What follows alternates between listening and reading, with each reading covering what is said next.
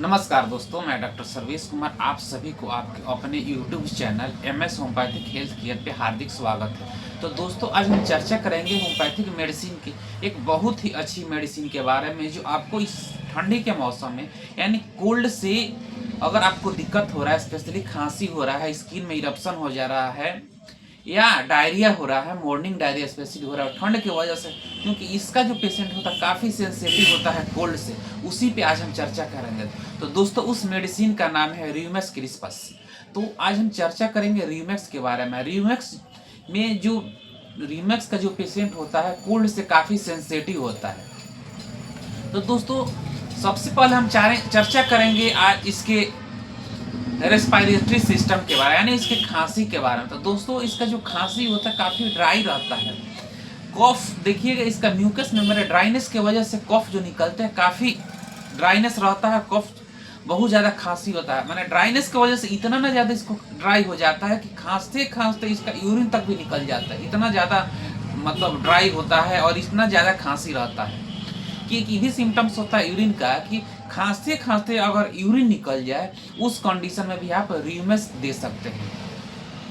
इसके अलावा देखिएगा कि जो इसका खांसी होता है कोल्ड से काफ़ी सेंसिटिव रहता है। अगर इसको थोड़ा सा भी ठंडा हवा लग जाए या यहाँ तक कि कहीं बाहर गया है, कोल्ड एयर का इन्हेलेशन हो जाए, इनहेल कर ले रहा है, उसके वजह से इसको खांसी शुरू हो जाता है। इसका देखिएगा कि जब खांसी होता है तो मॉर्निंग में, इवनिंग में, माने जब भी कोल्ड एयर हो, कोल्ड माहौल हो, कोल्ड जगह पे जा रहा है, उसका खांसी बढ़ जाता है। यहाँ तक कि सो रहा है, वहाँ पर ठंडा हवा आ रहा है, उसके वजह से भी उसको खांसी शुरू हो जाता है। वही चीज़ अगर उसको मतलब उसको अपने आप को कवर कर ले रहा है, यहाँ तक उसका जो रेस्पिरेशन है यानी जो इंस्पायरेशन है या एक्सपायरेशन की वजह से, यानी जो सांस छोड़ रहा है और अपने आप को कवर कर ले रहा है, तो उसके वजह से उसको जो खांसी है, हीट थोड़ा सा हो जाए तो उसमें उसको रिलीफ मिल जा रहा है, यानी वार्म जो होगा, यानी कवरिंग अपने आप को कर ले रहा है, उससे उसको बहुत ज़्यादा राहत मिला है। यहाँ तक कि वह किसी गर्म कमरे में चला जा रहा है तो उसके खांसी में काफ़ी ज़्यादा राहत मिल जा रहा है, और जैसे ही ठंडी हवा में जा रहा है उसका खांसी बहुत ज़्यादा बढ़ जा रहा है। यहाँ तक ये भी देखिएगा, उसके गले में जो थ्रोट है, यहाँ पे पीटिंग सेंसेशन होता है, टिगलिंग सेंसेशन होता है। पीट जो होता है यहाँ पे, पीट ऑफ थ्रोट, और टिंगलिंग सेंसेशन होता है, लगता है यहाँ पे कुछ रेंग रहा है, टिंगलिंग आर्ट होता है, उसके वजह से उसको खांसी आते रहता है। इसमें एक और देखिएगा कि उसका जो मतलब म्यूकस मेम्ब्रेन अगर आ भी रहा है तो म्यूकस मेम्ब्रेन कफ निकालने की कोशिश कर रहा है, तो निकाल रहा है मतलब, लेकिन जैसे निकालने लगता है कि फिर अंदर चला गया, ऐसा सेंसेशन आ रहा है, हॉकिंग सेंसेशन जिसको हम बोलते हैं। ये सभी समस्या र्यूमेक्स में देखने को मिलता है। इसके अलावा इसका जो कफ देखिएगा, तो कफ में देखिएगा कि ड्राइनेस इतना ना ज़्यादा रहता है कि ड्राइनेस की वजह से ये मतलब इसके सीने में दर्द होने लगता है और बहुत ज़्यादा परेशानी होने लगता है ड्राइनेस की वजह से। अब हम इसकी चर्चा करेंगे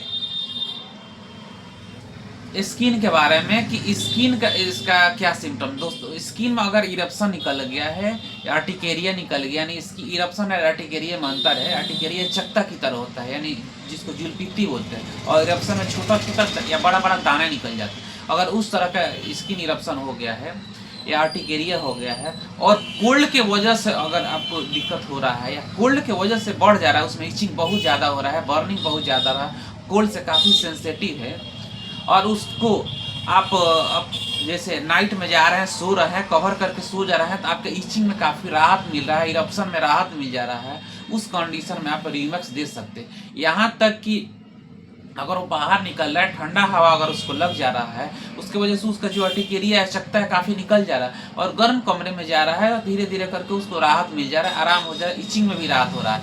और इसका जस्ट अपोजिट होता है कि मर्कसुल का होता है। मर्कसुल का जो अर्टिकेरिया होता है, यानी जुलपित होता है या इचिंग होता है, उसको ऐसे ठीक रहता है, लेकिन जैसे ही अपने आप को सोने जा रहा है, बेड टाइम में अपने आप को कवर कर ले है, उसका इरप्शन या इचिंग बढ़ जा रहा है, उस कंडीशन में आप मर्कसोल दे सकते हैं। लेकिन इसमें क्या रहता है, इसका इचिंग कोल्ड एयर से बढ़ जाता है, यानी खुली हवा में रह रहा है या ऐसे भी ठंडा हवा लग जा रहा है या ठंडी चीज़ें कुछ उसकी वजह से बढ़ जाए, लेकिन जैसे ही अपने आप को कवर कर ले रहा है, उससे उसको राहत मिल जा रहा है।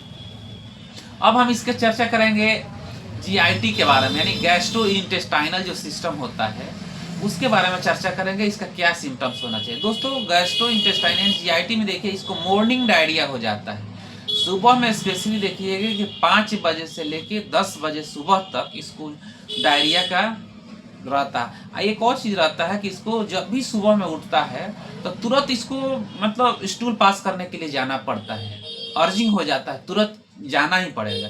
और इसके स्टूल का जो पैखाना है इसका कैरेक्टर देखिएगा काफ़ी बहुत ज़्यादा मात्रा में होता है और काफ़ी ऑफेंसिव आता है और पेनलेस रहता है। पेट में दर्द वगैरह कुछ नहीं हो, कहीं भी दर्द नहीं हो, लेकिन डायरिया शुरू हो जाता है। स्पेशली उसको 5 बजे से लेकर 10 बजे के बीच में ही होता है, क्योंकि उस समय थोड़ा सा कोल्डनेस रहता है और मॉर्निंग में इसको ज़्यादा। अब मॉर्निंग डायरिया में आपको एलोज भी है, पल्स में भी, सल्फर में भी, लेकिन सबका अलग अलग सिम्टम्स है। इसके अलावा देखिएगा कि इसमें जो गला, इसका जो थ्रोट है, थ्रोट में ऐसा लगता है कुछ रेंग रहा है, सुरसुराहट या रेंगने की तरह फीलिंग होता है। और वही चीज़ उसको सीने तक आता है, लगता है सीने में भी इस तरह का आ रहा है और उसकी वजह से उसको खांसी आने लगता है। उस कंडीशन में आप रीमेक्स दे सकते हैं। दोस्तों अब हम चर्चा करेंगे इसके पोटेंसी के बारे में। तो दोस्तों रीमेक्स की आप 30 पोटेंसी अगर यूज कर रहे हैं, क्योंकि 30 पोटेंसी काफ़ी सेफ पोटेंसी है, इसको आप 4 बूंद 3 बार ले सकते हैं। अगर ज़्यादा दिक्कत है 4-4 बूंद 1-1 घंटा पर रिपीट कर सकते हैं, लेकिन जैसे जैसे आपको राहत मिल रहा है आप ड्यूरेशन को बढ़ा सकते हैं। साथ ही इसको 1 ml में 200 में यूज किया जा सकता है, लेकिन आपको सेल्फ मेडिकेशन नहीं लेना है 1 ml में 200 में। अगर ज़्यादा आपको दिक्कत हो रहा है तो आप अपने नियरेस्ट किसी अच्छे डॉक्टर से कांटेक्ट कीजिए, कंसल्टेशन लीजिए और उनके अगर गाइडेंस में ट्रीटमेंट ले रहे हैं तो ज़्यादा बेटर रहेगा, क्योंकि वो डॉक्टर आपसे बात करेंगे, आपका टोटल सिम्टम्स लेंगे, क्या दिक्कत है, कब से हुआ है, किस वजह से हो रहा है। क्योंकि इस वीडियो में हम सब कुछ नहीं बता सकते, लेकिन आपको जागरूक करने के लिए इस मेडिसिन के बारे में हम चर्चा किए हैं। तो दोस्तों फिर मिलते हैं नेक्स्ट वीडियो में। स्वस्थ रहिए, खुश रहिए, सदा मुस्कुराते रहिए।